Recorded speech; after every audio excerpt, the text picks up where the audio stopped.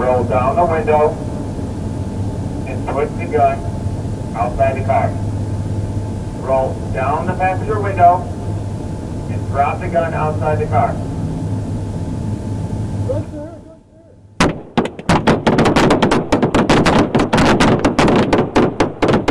Matt, the details of this case are pretty gruesome. Police say Tony Roy, at the time of his death, was an absconder from parole. They believe he is the one responsible for killing his wife and then cutting up her body and placing her body parts in trash bags.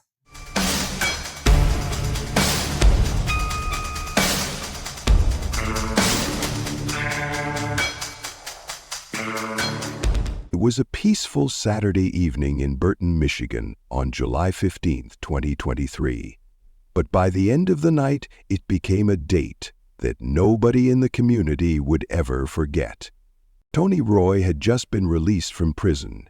Within days of his freedom, he committed an act so violent that it ended in a deadly police shootout on the streets of Detroit. A routine welfare check on July 15, 2023 brought Burton police officers to a quiet apartment complex. They expected to find a woman who hadn't been heard from in days.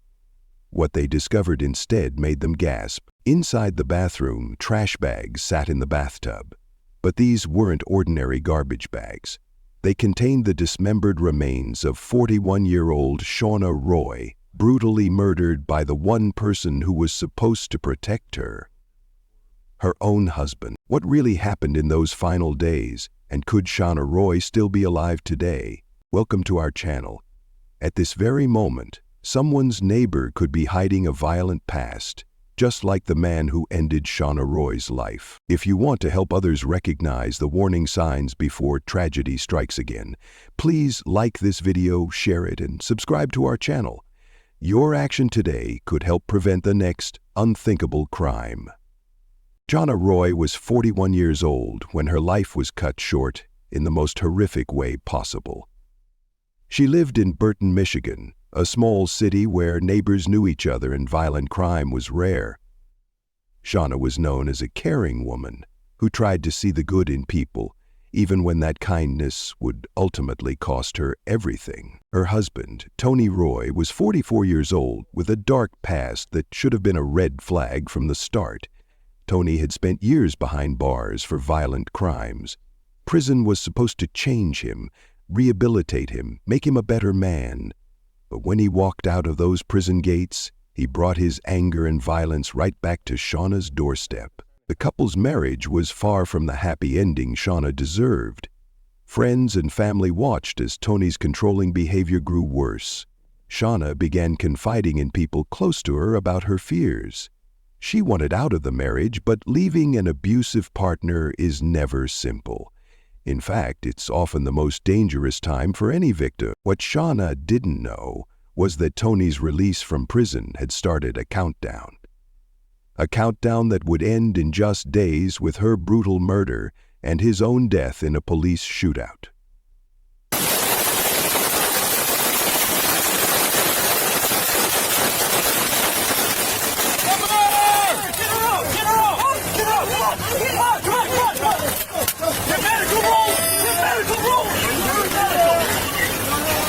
The question everyone would ask later was simple but heartbreaking.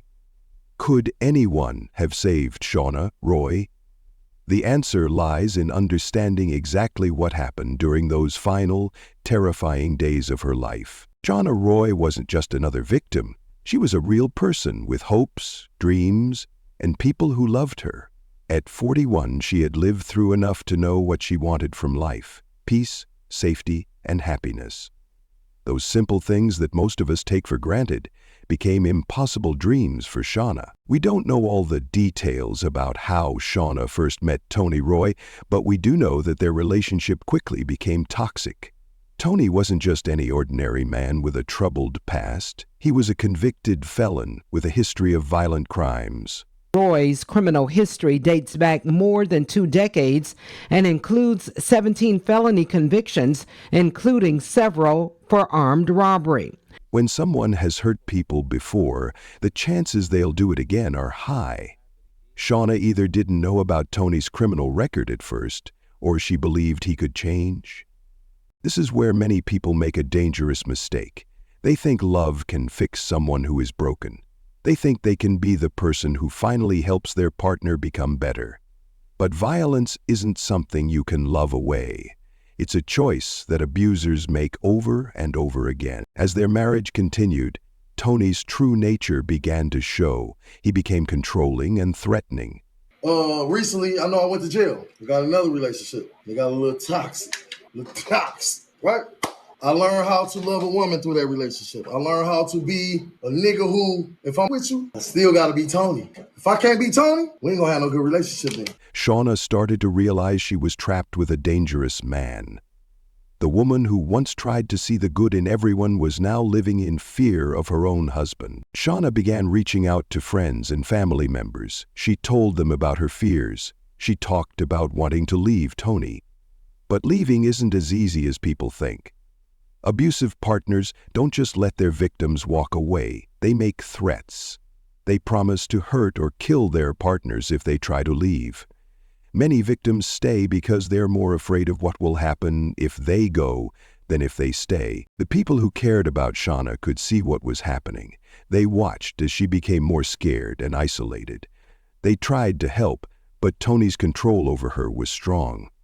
Friends and family members often feel helpless in these situations. They want to save someone they love, but they can't force that person to leave. What made everything worse was Tony's time in prison. While he was locked up, Shauna had some peace. She could breathe without worrying about his anger. She could make plans without fear. But she also knew that one day he would be released. That day was coming, whether she was ready or not. Prison was supposed to rehabilitate Tony. It was supposed to teach him how to be a better person. Instead, his time behind bars may have made him even more angry and violent. When prisoners are released, they often feel like the world owes them something. They blame everyone else for their problems instead of taking responsibility for their actions. Shauna knew Tony was getting out soon. She knew she needed to escape before he came back into her life. But time was running out faster than she realized. The clock was ticking toward a tragedy that would shock everyone who knew them. At exactly 7:20 p.m., Burton police officers received a call that would change everything. Someone had contacted them asking for a welfare check on Shauna Roy. The caller was worried because they hadn't heard from Shauna in days. This wasn't like her. Shauna always stayed in touch with the people she cared about. When you love someone, you know their habits. You know when something is wrong. The person who called police that night knew Shauna well enough to be scared. That's when Burton police were called to the complex for a welfare check. Once inside the apartment, they discovered what they describe as garbage bags full of body parts piled inside of a bathtub. Police say the bags contained the body of Shauna Roy. They had that gut feeling that something terrible had happened. Officers drove to the Kings Lane Apartments complex near Fenton and Hemphill Roads.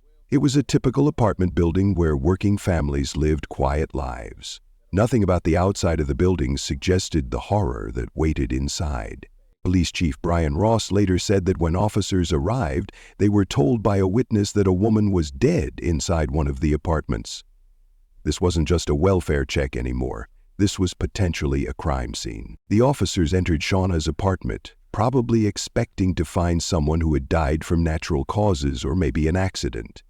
What they found instead was something that would stay with them for the rest of their careers. The apartment looked normal at first glance, but when they reached the bathroom, they discovered something that made their blood run cold. Trash bags were sitting in the bathtub. These weren't regular garbage bags filled with household waste. Inside those bags were the dismembered remains of Shauna Roy. Someone had killed Shauna and then cut up her body. They had stuffed her remains into multiple trash bags and left them in her own bathtub like she was nothing more than garbage to be thrown away. The level of violence and disrespect was beyond what most people could understand. Police Chief Ross couldn't immediately say how or when Shauna had died. The crime scene was so disturbing that investigators needed time to process what they were seeing. But one thing was clear. This wasn't a random crime. This was personal. This was done by someone who knew Shauna well. The evidence quickly pointed to one person, Tony Roy, Shauna's husband. He was nowhere to be found. His absence from the apartment, combined with the brutal nature of the crime, made him the prime suspect. But Tony had vanished, leaving behind only the horrific evidence of what he had done to his wife. What kind of person kills someone they promised to love and protect? What kind of monster dismembers another human being and leaves their body parts in trash bags?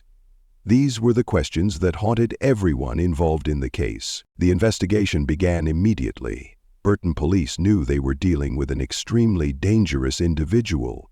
Tony Roy had killed once, and there was no telling what he might do next. Every minute he remained free was a minute he could hurt someone else. Officers spent the entire weekend going through evidence at the crime scene. They collected DNA samples, fingerprints, and anything else that could help build their case against Tony. But their main priority was finding him before he could strike again. By Monday, July 17th, police had gathered enough evidence to obtain arrest warrants for Tony Roy. They knew he was responsible for Shauna's murder, and they knew he was extremely dangerous. The manhunt was now official. Investigators began tracking Tony's movements after the murder. They followed leads and tips from the public. They checked with his known associates and places he might hide.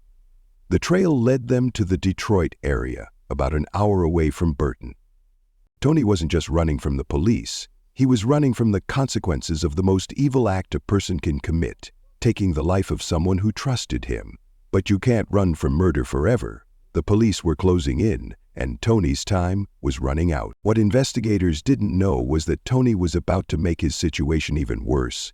He wasn't just going to be caught for murder.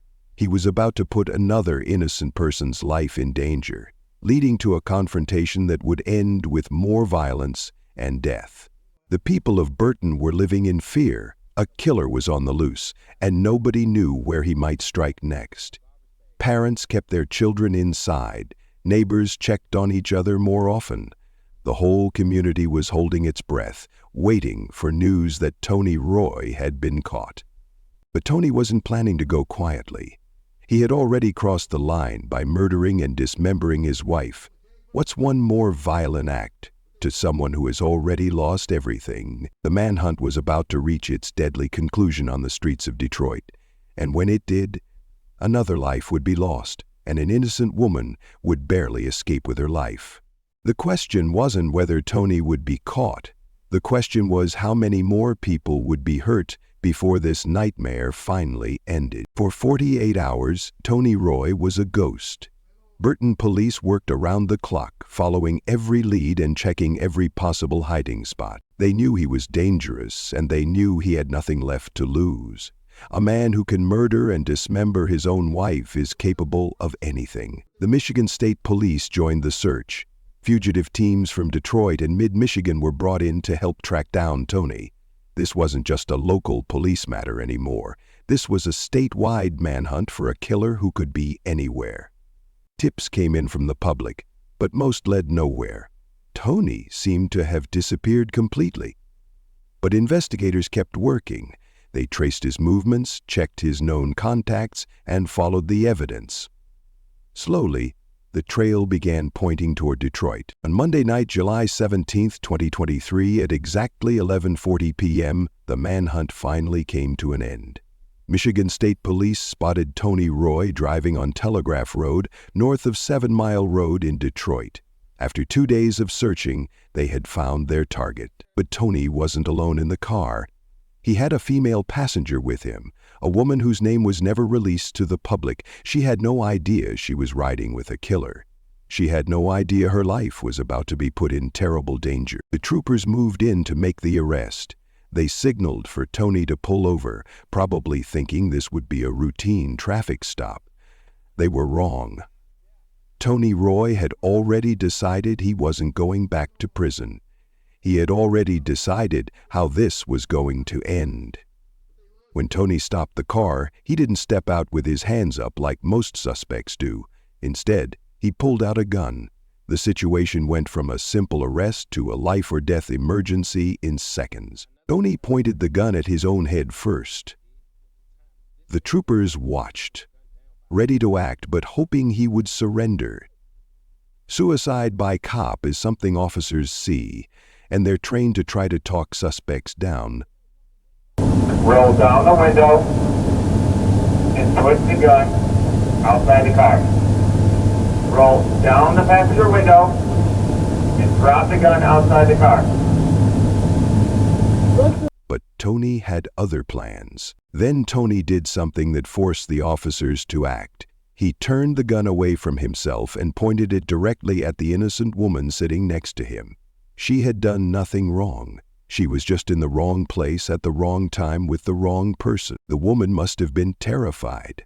One moment she was riding in a car, the next moment a killer was pointing a gun at her head.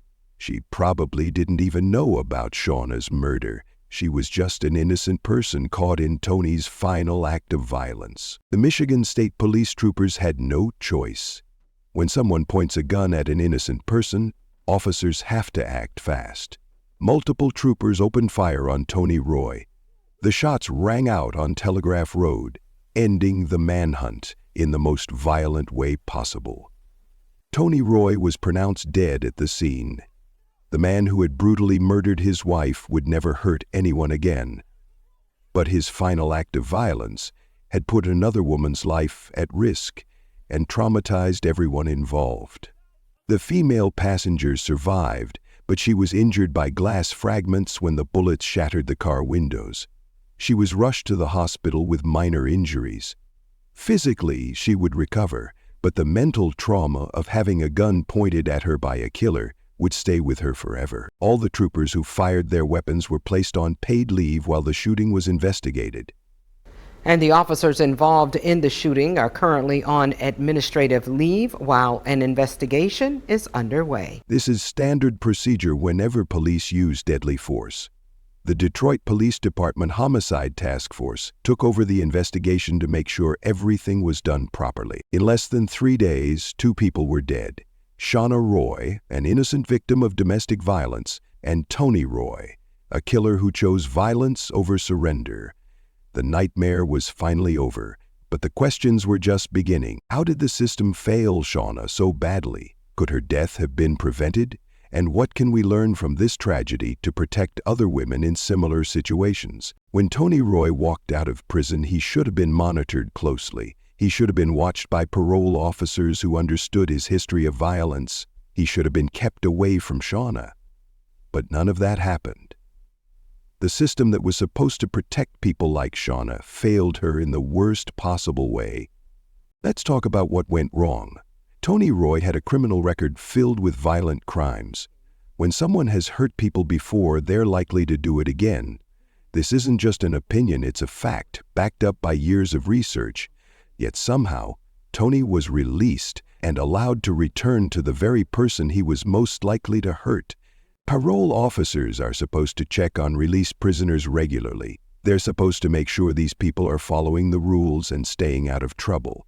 But the system is overloaded. Too many criminals, not enough officers to watch them. Tony Roy slipped through the cracks, and Shauna paid the price with her life. There's another huge problem here. When someone like Tony gets out of prison, the people he might hurt aren't always warned. Shauna should have been told exactly when Tony was being released. She should have been offered protection. She should have been connected with domestic violence resources that could have helped her escape safely. Instead, Shauna was left to figure things out on her own. She knew Tony was dangerous. She told friends and family she wanted to leave him. But wanting to leave and being able to leave safely are two very different things. Leaving an abusive partner is the most dangerous time for any victim. This is when most domestic violence murders happen. The domestic violence support system also failed Shauna. There aren't enough shelters for women trying to escape violent partners. There isn't enough funding for the organizations that help these women. There aren't enough legal protections to keep dangerous men away from their victims. Think about this. We have better systems in place to track library books than we do to track violent criminals who get out of prison. We know exactly where every book is supposed to be, but we lose track of killers and abusers all the time. The community response to Shauna's murder was immediate and angry. People in Burton couldn't understand how this had happened. They wanted to know why Tony Roy was free to kill his wife. They wanted to know why the system had failed so badly. Local residents started asking hard questions. Why wasn't Tony being monitored more closely? Why wasn't Shauna warned about his release? Why aren't there better protections for domestic violence victims? These are questions that every community should be asking. But anger alone doesn't solve problems. The real question is what we're going to do differently to prevent the next Shauna Roy from being murdered by her abusive partner. Some states have started using GPS monitoring for high-risk domestic violence offenders. This means they can track exactly where these dangerous people are at all times. If they go near their victims, police are alerted immediately. Other places have created special courts that focus only on domestic violence cases. These courts understand the unique dangers that victims face. They can issue stronger protection orders and make sure they're actually enforced. But we need more than just new laws and technology. We need to change how we think about domestic violence. It's not a private family matter. It's a public safety issue that affects entire communities. We also need to listen to victims when they tell us they're in danger. Shauna Roy told people she was scared. She told them she wanted to leave Tony, but somehow that wasn't enough to save her life. What do you think could have been done differently in Shauna's case? What changes would you like to see in your own community to protect domestic violence victims? Share your thoughts in the comments below. Your ideas might help save someone's life. The truth is, Shauna Roy's death was preventable.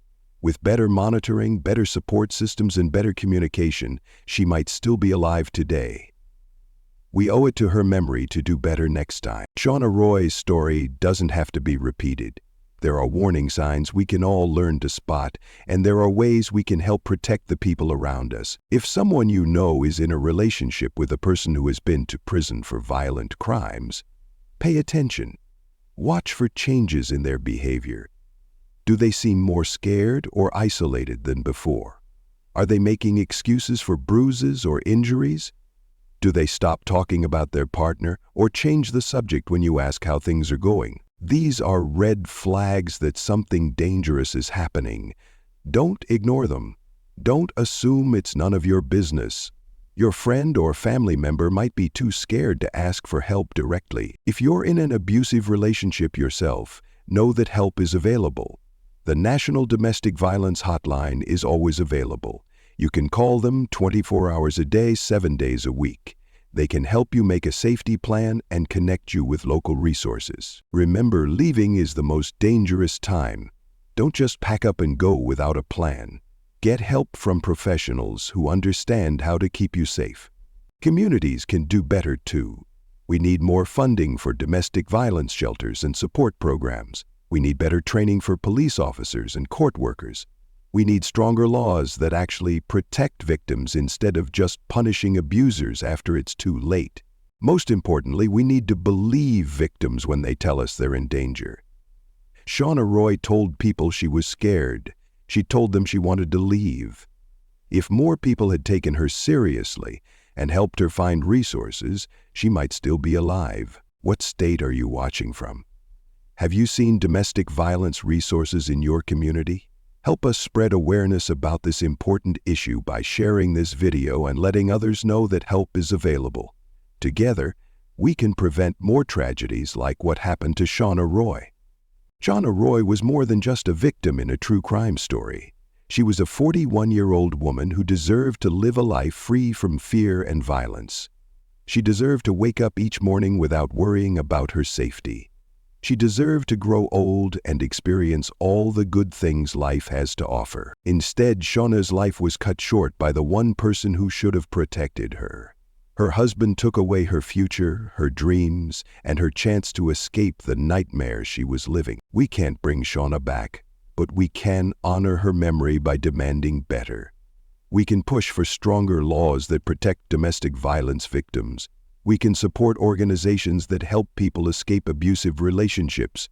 We can listen when someone tells us they're in danger Shauna's death should be a wake-up call for all of us. The system failed her, but we don't have to fail the next person who needs help. We can be the voice for those who are too scared to speak up. We can be the support system for those who feel alone and trapped. Every time we share resources, every time we believe a victim, every time we demand better from our leaders, we're honoring Shauna Roy's memory. Her story ended in tragedy, but it doesn't have to be meaningless. Let's make sure her death leads to changes that save other lives. Rest in peace, Shauna. You deserved so much better. If this story moved you, please like this video, subscribe, and hit the notification bell for more true crime content that matters.